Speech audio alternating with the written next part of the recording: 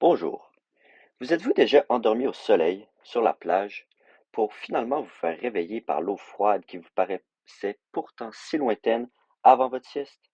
C'est le phénomène des marées qui est responsable de cette variation du niveau de l'eau. Étudions donc ce phénomène plus en profondeur afin de pouvoir informer les futurs touristes des plages.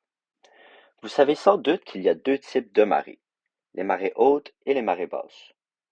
Vous savez également peut-être que ces marées sont en réalité provoquées par les forces gravitationnelles de la Lune et du Soleil. La Lune, étant plus proche de la Terre que le Soleil, exercera une plus grande force gravitationnelle que le Soleil, ce qui est en fait la principale cause des marées. Alors, lorsque la Lune est à une certaine position, les eaux de la Terre monteront puisqu'elles sont attirées par sa force gravitationnelle. Faisons maintenant appel à notre expert sur les marées pour mieux comprendre le phénomène à l'aide de ces illustrations évocatrices.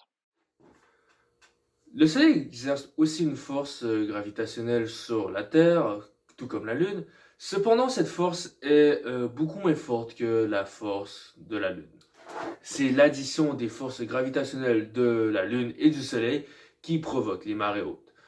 Aux endroits où, en quelque sorte, l'eau s'en va, sont les endroits où se produisent les marées basses. De plus, puisque la Lune tourne autour de la Terre, il y aura forcément toujours un endroit sur Terre où il y aura une marée haute, puisque c'est la Lune qui décide principalement l'endroit d'une marée haute sur Terre. Cependant, puisque la Lune n'est que d'un côté de la Terre, comment se fait-il qu'il y a une autre marée haute à l'extrémité opposée de l'emplacement de la Lune, alors que c'est la Lune qui détermine l'emplacement d'une marée haute?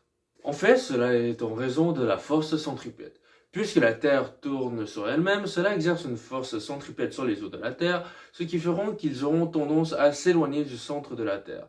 Cela provoque donc une deuxième marée haute à l'extrémité opposée de la Lune, même si la Lune n'y est pas. Cela explique donc la deuxième marée haute à l'extrémité opposée de la Lune, en plus de la première marée haute, et des deux marées basses qui sont provoquées par ces deux marées hautes. Merci à notre expert pour cette explication claire et précise. On peut donc affirmer que le phénomène de marée est dû à l'attraction gravitationnelle de la Lune, du Soleil, ainsi que la force centripète due à la rotation de la Terre sur elle-même et autour du Soleil. Vous y penserez donc lors de votre prochaine visite à la plage.